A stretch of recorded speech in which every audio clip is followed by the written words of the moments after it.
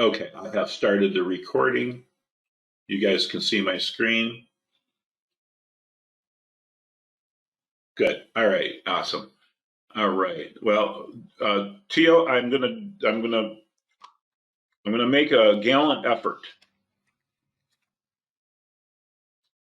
to put a new perspective on implied volatility. So let's get going here. Yep, double checked. I have started the recording. Preliminaries quickly out of the way. CFTC rule. Please read and understand the CFTC rule. It's on your screen. You can print it out. You can read it, and you need to understand that before you risk your hard-earned money in the markets. Our disclaimer tells you that we are not licensed financial advisors, nor are we registered investment advisors. Therefore, we do not provide investment, nor do we provide financial advice, nor do we make investment recommendations. These webinars and all the material contained in them, as well as all the information supplied to you via optionslam.com, is for informational and educational purposes only. I am Marco, and this is my email address. I'm happy to hear from you. Please feel free to email me at any time with any of your comments, questions, or suggestions. Optionslam.com at gmail.com. Easy to remember. Optionslam.com at gmail.com. Implied volatility. Okay. IV for short. What is it? What is this thing called implied volatility? It is, by definition, okay, and this is quoted right out of Investopedia, great website if you want to learn about option terminology and concepts. Investopedia is a great resource. Implied volatility is a metric. It's a way to measure that captures the market's view of the likelihood of changes in a given security's price. So in other words, it's what the market thinks the likelihood is of a price of an underlying stock can do in the future between now and a certain date. Between now and a certain date. Important. Investors can use it to project future moves, okay, of price and supply and demand, and often employ it to price options contracts. Well, it's part of the Black-Scholes model, as well as the Birkeland-Streseland model and all the other option models that go to pricing option contracts. So, implied volatility, still from the Investopedia. Implied volatility is not the same as historical volatility, also known as realized volatility or statistical volatility. The historical volatility figure will measure past market changes and their actual results. So we can put our finger on historical volatility. We can look at a picture of historical volatility. Let's take a quick look at the options chain over there. At a chart over there at the brokerage house, Think or Swim. So let's see, what do I have on here? Let's go to I prefer to see the 1 year daily chart.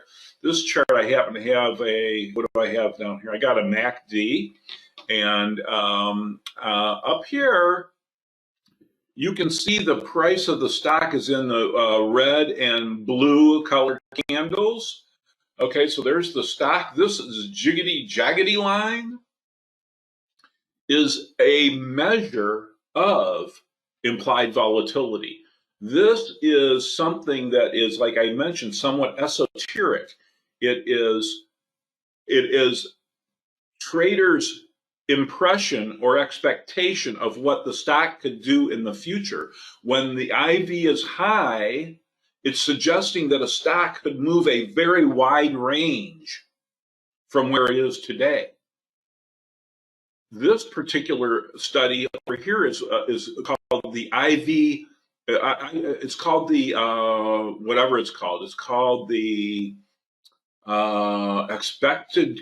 It's a cone, and it shows what it shows. I can't remember exactly what it's called, but it shows the expected one standard deviation out to these vertical lines are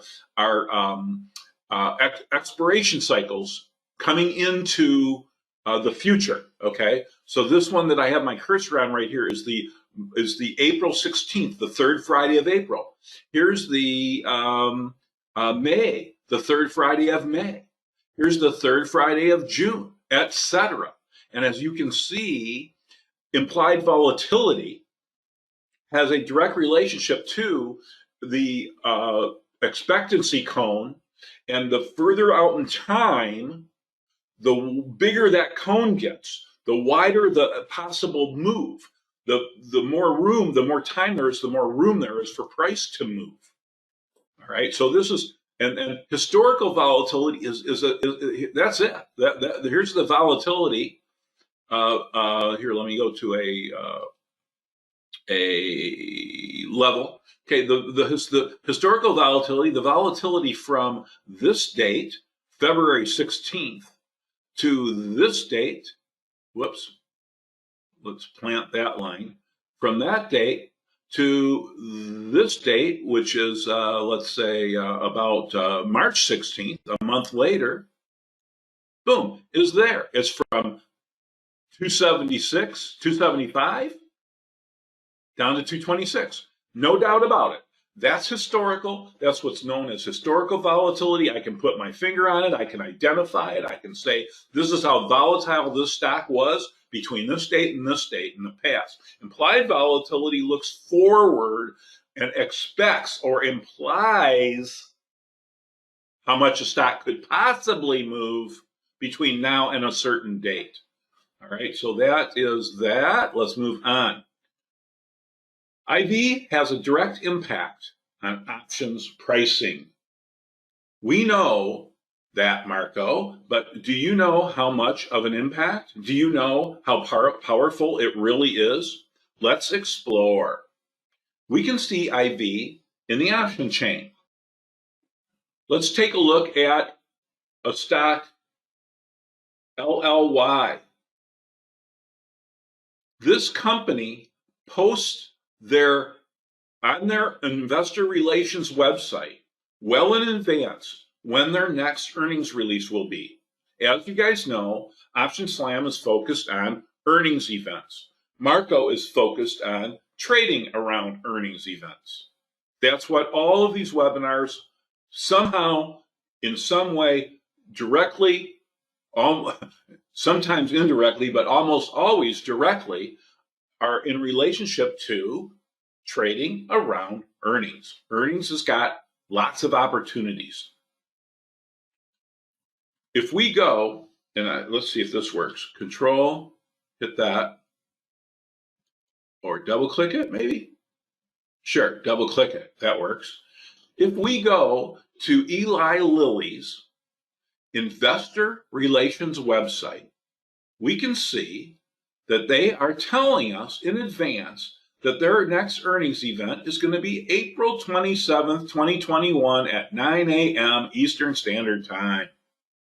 We know that in advance. It's posted on their website. We can strategize around that. Let's take a look now over at the trading platform, and we'll go over to LLY, the Lilly Bean Company, and we can see that sure enough, Thinkorswim has that as a confirmed date, April 27th, before the market opens is when the next earnings event is going to be. We've got that over there at optionslam.com, posted as a confirmed date at our website as well.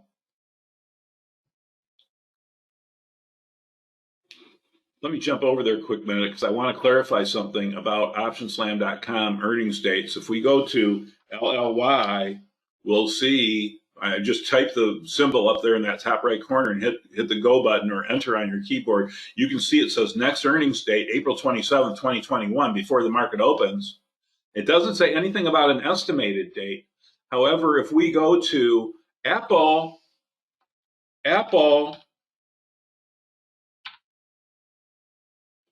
we see this word estimated.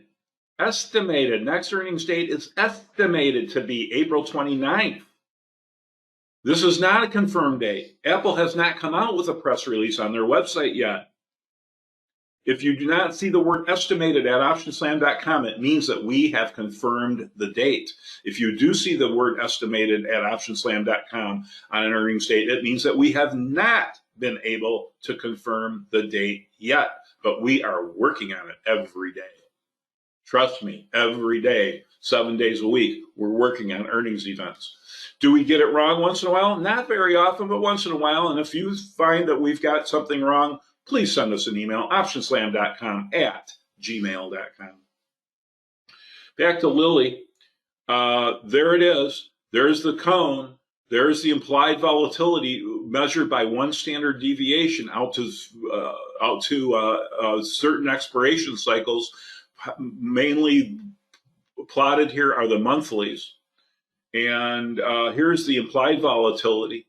Now, what happens as a stock approaches an earnings event? You see here this past earnings event.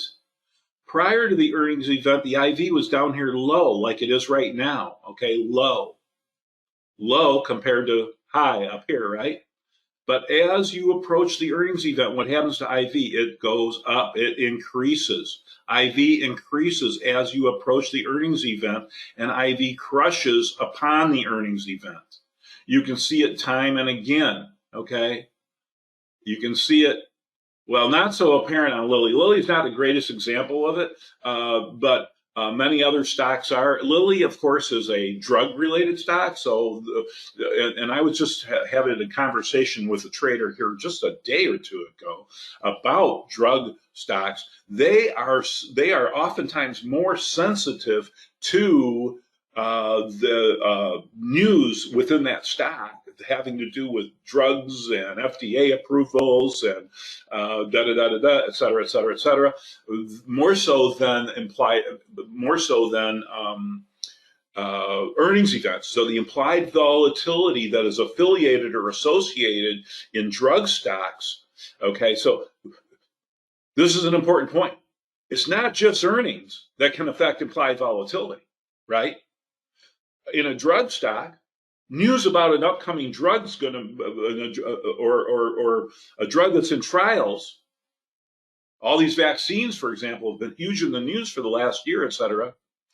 That is the powerful force on implied volatility. What's going to happen? What's the anticipation of that?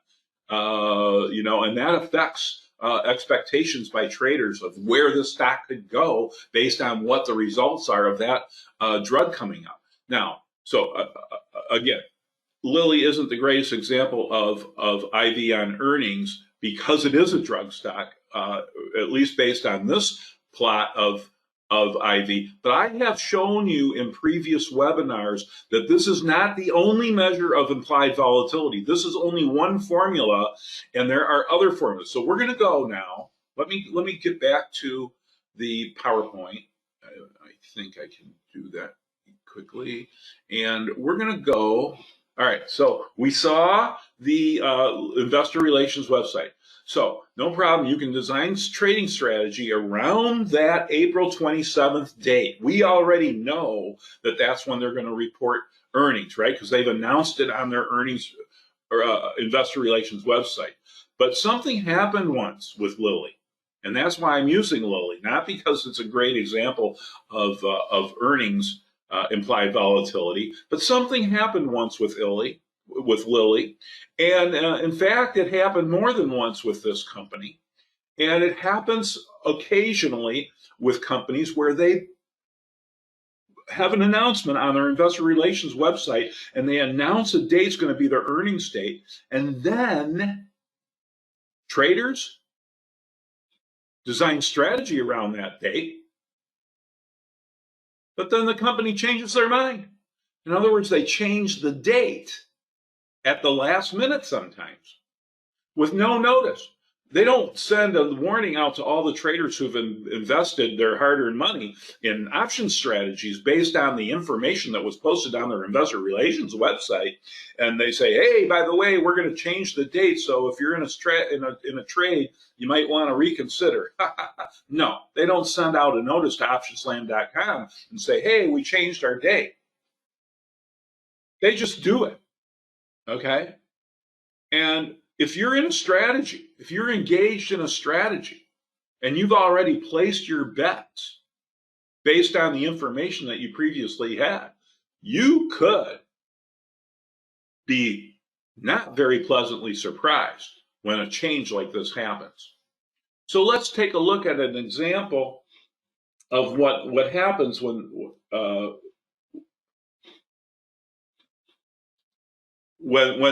company changes their date. IV shifts. IV moves. Let's take a look. Jumping back to the platform.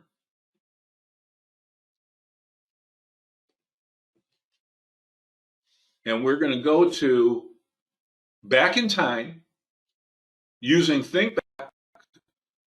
Thinkorswim's Think Back module. And we're going to go back in time to let's see. Let's go to, I've got some notes here. Previously had confirmed, and then on, okay, we're going to go back to 2019. Okay, 2019. Let's see, not 2018, 2019. And we're going to go to January 28th.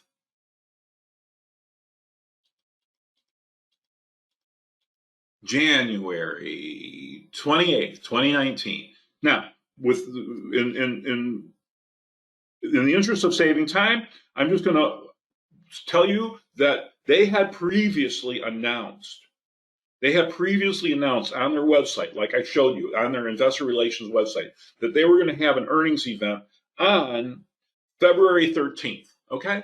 So let's take a look. Over here on this, where my cursor is, over here is implied volatility. Now, this is a different measure of implied volatility. I've explained this in a previous webinar. This is a different formula right at the Thinkorswim site. This is a different formula here than the formula that you see that plots this line, okay? They're similar, but they're different, okay? So let's go back to Think Back. Now, this formula tries to assess an implied volatility measurement on each expiration cycle. How much do we think this stock can move between now and the expiration date February 8th. Now, don't forget, we're going back in time. We're all the way back to January 28th, 2019. They had previously announced that they had confirmed that they're going to have an earnings event on February 13th. So let's take a look at the options that expire right after February 13th. There they are at 29.25. Okay, 29.25, February 15th, which is just after the 13th. Now, February 8th, the implied volatility is at 28.36, which you would expect. That makes sense. There is a lower implied volatility for the options that expire prior to the earnings event, and then there's a bump or a move up in implied volatility to the options that expire immediately following the earnings event. The earnings event, as you can see right here, this is not the greatest example of an implied volatility bump.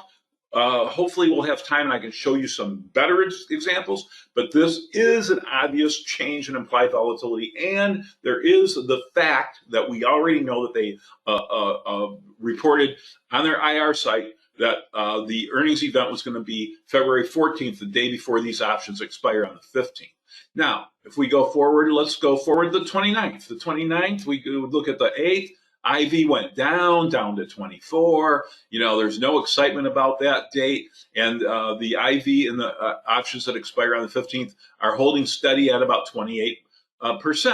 If we go forward one more day, we're going to see a dramatic change, because as on the 29th, that evening or early morning before the 30th, there was a press release. They changed their earnings date to be February 6th.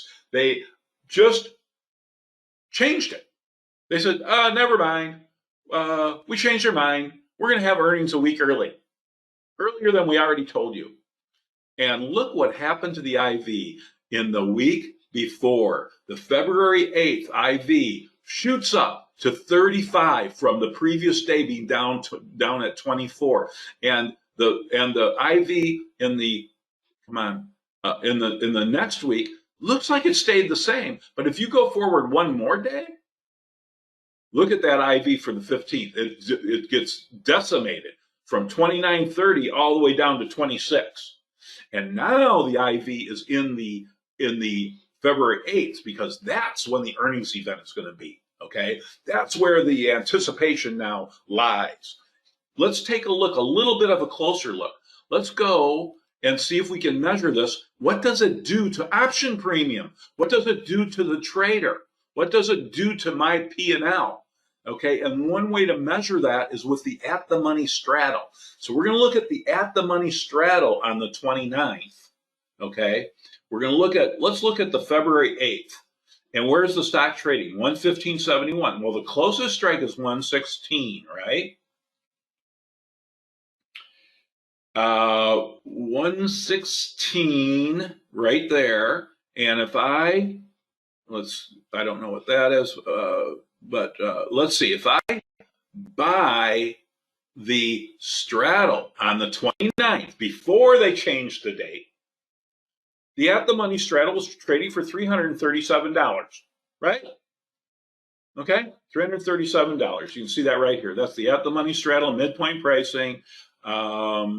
The day before, when everybody still thought the earnings event was going to be on February 13th, the following week.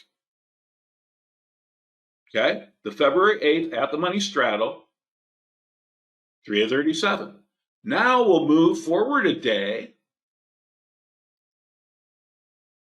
to January 30th, and now the stock has moved up to 117. So the at the money straddle is now the 117, not the 116. So we need to see the price of the 117 straddle, because we always want to compare apples with apples, not apples with banana. By the way, that's what I just had for lunch, an apple and a banana.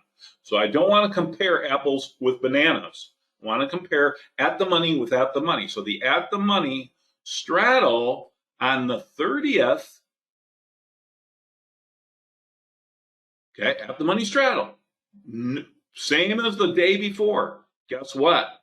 Now trades for $422. Overnight, the at the money straddle increased in price by 25%. Literally, technically, 25% overnight, all because they changed their earnings event. Even though Lilly is not the greatest example of implied volatility on an individual stock as it relates to an earnings event, but even with a stock like a Lilly, it had a dramatic effect on options premium. All right. I see there's questions in the room. I hope I'll have time to get to them. I'm going to try to stay focused and move forward here. I think that this slide pretty much reiterates what I just went through. IV came out of the week that was predicted and swiftly went into the new week just announced as they came out. Chain of events. Lilly announced. I just went through this, but we'll just go. We'll go with the PowerPoint because. I just want to do that. I wrote the slides, so I just want to get through this. So a chain of events. Lilly announces their ER will be 213, 2019. Okay. Traders position around the news. 1:30. Lilly changes the date to 2/6. which is the previous Friday, the previous week, the 8th being the Friday of that week when the options expire. Elevated IV deteriorates dramatically from the contracts which expire Friday 2/15, and simultaneously are boosted in the contracts which expire the previous Friday 2/8. And we just saw how that affects option premium via the at the money straddle example. Okay, moving forward. How does this affect option premium's value? On 129, when the world knew the ER date was going to be 213, and the at the money straddle, which expires the week before ER, was priced at 337, the next day, when the world learns that the ER will really be on 26, then the at the money straddle is now priced at 422. This represents a 25% change in value overnight, entirely due to IV shifting. Okay? Had nothing to do with the price of the stock changed $1 because we stayed with the at the money straddle. All right, here's another example. This is a trade that was affected. This is right out of Option Slam OS BTT, the Option Slam backtesting tool that you have access to and availability right at the site, found under the backtesting tab at the website. Here's a trade that was initially put on for $50. Whoops, what happened to that trade? Go back a slide. Okay, yep. So initially the trade was put on for $50, okay? And the P&L of that trade on a day-by-day basis, okay? The end of the day, that trade was not doing well, not making. There it started to make some money. It was up 29%, up 32%. Then it was down 1%. But when that press release came out after the market closed on the 29th, and the market or I'm not sure when the press release came out. It might have been early morning the 30th. I don't really know exactly when the timing was, but when that press release came out, this trade went from down 1% to up 365%. Well, Marco, you just said the option premium only changed by 25%. That was an at the money straddle. Okay, an at the money straddle is not affected as strongly as some other strategies are. There are other strategies that we're going to talk about now that are affected and more sensitive to IV changes, much more sensitive to IV changes than vertical trades or any trade where all the options expire in the same expiration cycle. Okay? All right, stay with me. Lilly was an example of a stock. We're going to get into that. Lilly was an example of a stock changing a confirmed date. Okay? What about estimated dates? The market places IV where it thinks the earnings release event is going to be. Okay? So Lilly usually confirms a date. There was only two instances in recent history, one in 2018, one in 2019, where Lilly actually changed their date. At least from my memory. Okay, my memory isn't that good anymore, but from my memory, there may have been another time or two that they did it, and most stocks don't do that. Most stocks, once they confirm a date, they stick with that. Okay, most companies never change their date once they have a press release, but it happens, and you never know when it's going to happen. So be aware of that. Be concerned about it. Be aware. Don't lose sleep over it. The market, but on estimated dates, like Apple right now is an estimated date. Where's the market pricing the earnings event? Where's the market pricing implied volatility? And you can see that in an options chain.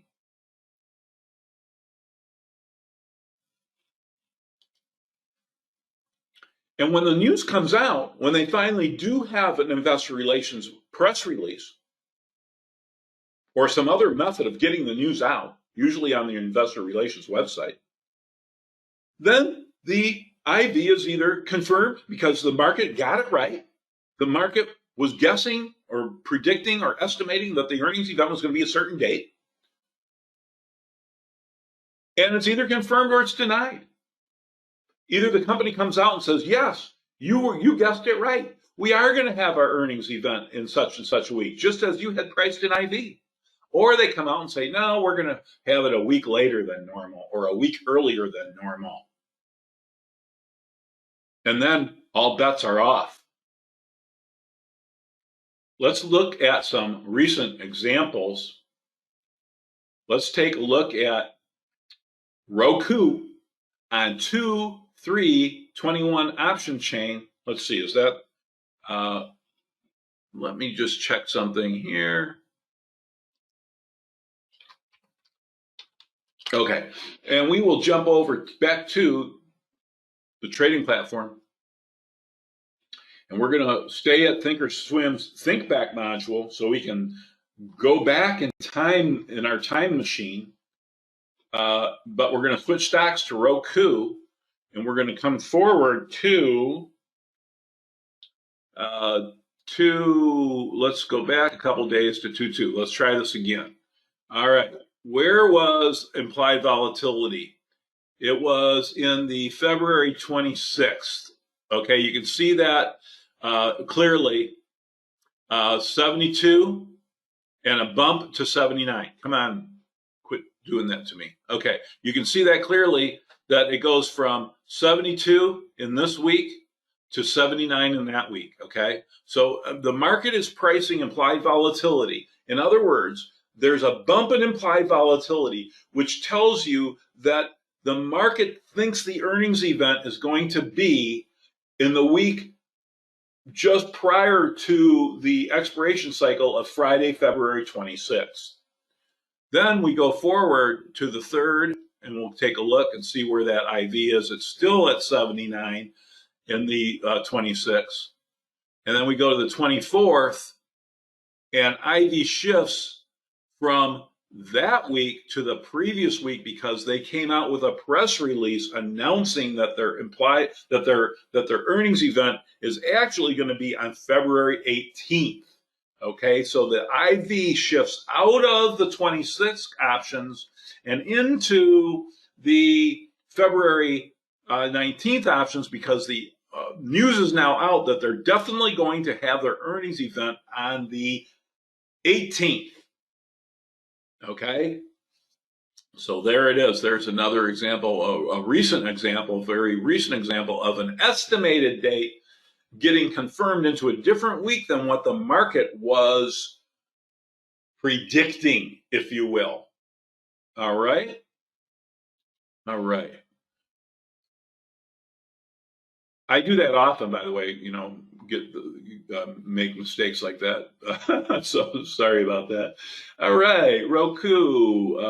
Baba's another example, but I'm going to skip that one and move on to because we're starting to run out of time. What about stocks that don't give notice well in advance? For example, Roku. Oh, we just went through this slide, didn't we? Okay, this phenomenon of IV, now I'm talking about this phenomenon of IV having such a dramatic effect on option premium, okay? As we saw in that straddle on Lilly that changed 25% in value overnight. This phenomenon is not as apparent in vertical spreads or in option spread strategies where all the options expire in the same date, okay? Verticals are option strategies that have contracts which all expire on the same date. For example, a bull call spread being a debit trade, right? Buy a call and then sell a call that's further out of the money, debit trade. Or a bear call spread. It's also a vertical spread, but it's a credit trade.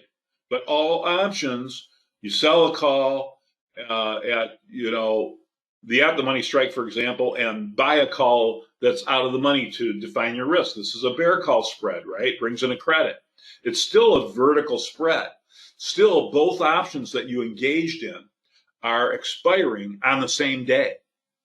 They therefore kind of neutralize that Vega factor. Vega is the option Greek that is directly related to changes in implied volatility. Okay, so Vega measures how much an option premium is going to change if IV changes by 1% or 1 point, if you will.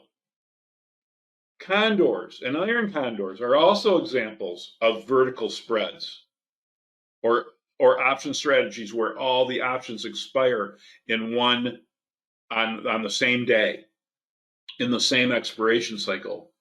Butterflies of all varieties, balanced butterflies, ratio, broken wing, or whatever convoluted kind of butterfly you want to create, it won't be a butterfly anymore if one of the option contracts is in a different expiration cycle. It becomes some kind of convoluted custom combo trade. Okay? But butterflies, by definition, all options expire on the same day. And I could go on about that. Option spreads expiring on the same date because the same IV is affecting both longs and shorts in a vertical. Okay, so why is it that these are not affected as much by implied volatility? It's because the Vega is somewhat neutralized in vertical spreads, because both the longs and the shorts in your vertical spread are governed by very similar implied volatility. Just to illustrate that very quickly, the options, the call and spread in this February 19th option, the long call and the short call in this February 19th are both subject to this 80.76 implied volatility. They both have nothing to do with the 76 or this 53. Okay, the long call and the short call in an option strategy that expire on February 19th has nothing to do really with the implied volatility of the previous week or the following week, is all I'm trying to say. Both longs and shorts share similar IV. Therefore, the Vega factor in verticals is somewhat minimized or neutralized. One cancels the other out, you might say. But IV is a more powerful force in horizontal spreads. If you have vertical spreads, you must have horizontal spreads, right? Well, we do. We have basically two kinds: calendars and diagonals.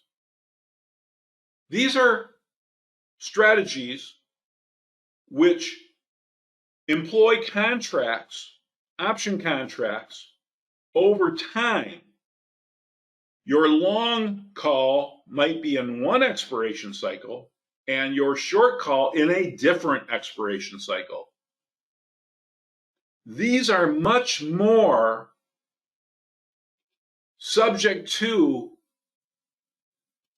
implied volatility, not only changes, but the fact of where they are today and how they change tomorrow has a much more dramatic effect on calendars and diagonals than it does on verticals and condors and straddles and bear call puts or bear put, all those names. I don't usually use those names, bear call, this. I usually think of trades such as, a vertical call spread. To me, a vertical call spread that is a debit is a bullish trade. A vertical call spread that is a credit is a bearish trade. So I know a lot of you like to use that bull call, bear call terminology, and I never really did get used to that. So horizontal spreads, these are strategies which have option contracts which have differing expiration dates. The short contract is generally in the expiration date which expires sooner. Okay? So I sell a contract in a expiration cycle that's coming up pretty soon, and then I buy a contract which is an expiration date that is later on, further out in time. Again, jumping back, for example, I might sell the options that expire February 19th with this high IV and buy something that expires further out in time, February 26th, with this lower IV. IV, as you know, as we saw and illustrated, has a dramatic effect on option premium. So wouldn't it make sense to sell that high IV and buy cheaper IV? Of course it does.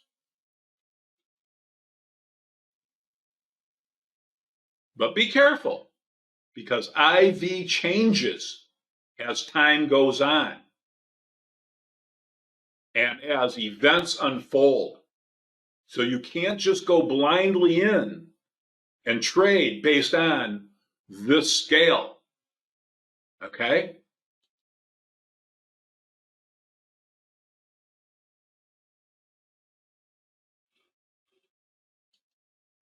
Horizontal spreads are much more sensitive to IV and IV changes. Okay, so let's see. I'm going to take a look and see what we have for questions. I'm about near the end of my presentation. That, in fact, that is all the slides I was able to find time to prepare. I do have a bunch of other concepts that I'd like to get into, but our next webinar, I'm going to reveal to you a horizontal spread strategy that is my go-to strategy. It is my core strategy, and I call it the double eagle.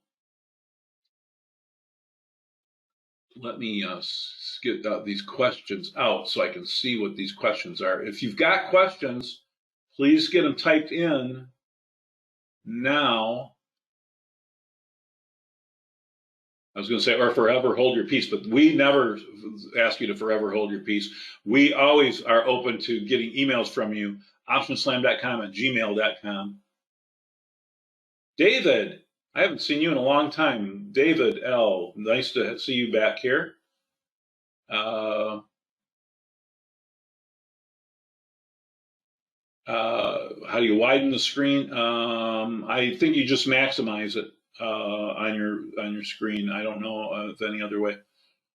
Are most changes of dates pushed further out? No, Wayne, there's no.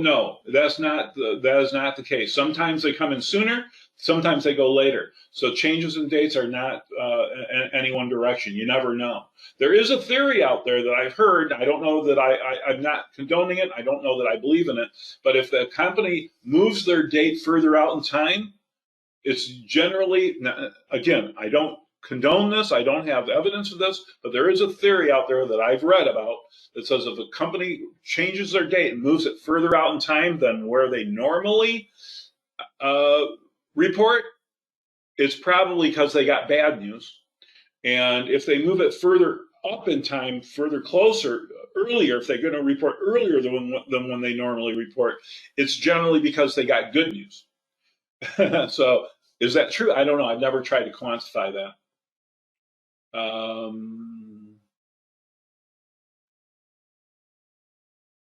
And these other questions, Raj, I'm not sure what about butterfly spreads. I'm not sure what about butterfly spreads, but they are butterflies are verticals. All options expire in the same expiration cycle. A butterfly consists of a long vertical and a short vertical. Okay. So there's two verticals that make up a butterfly. We have a complete, very in-depth series on butterflies. I went for 3 or 4 webinars was it a year ago or 2 years ago? I don't know. Just look in the archives at optionslam.com. Go to optionslam.com, resources, then webinars. Under the resources tab, we have extensive previous webinars about butterflies, all different varieties of butterflies. And Raj also says, even with a positive theta. So positive theta, theta is also that it has a direct relationship to time, obviously to time, and so does implied volatility, because the further out in time, the bigger the implied, the more time there is to for the underlying stock to move. All right, I don't see any other questions. If you have any other questions, please get them in now. And otherwise, I will tell you that the next webinar, let's see, go back to this. The next webinar, I will be revealing a primer webinar on the double eagle. And we are going to have a workshop coming up that you will be invited to that has to do with the double eagle. And it is my core strategy. And it's called the double eagle. And there is not a day in the year that goes by which I do not have at least several of these double eagle trades on live in my own personal trading account. So stay tuned. 2 weeks from today, we'll get into the double eagle. Today's lesson was a primer on implied volatility and horizontal spreads, what they are and how implied volatility is a major factor in the valuation of a horizontal spread, much more so than vertical spreads, and how we exploit implied volatility via the double eagle, coming up to you in a next webinar 2 weeks from today. Yes, the workshop will begin on, right now it's tentatively scheduled to begin April 17th. April 17th is a Saturday, and then the workshop goes on for 5 weeks, but then the next 4 sessions are going to be held during market hours. So each subsequent Monday, okay? So hopefully that answers that question. I don't see any other questions that I haven't already answered. So I will say goodbye for now, and hope to see you again here in a couple of weeks. And good trading.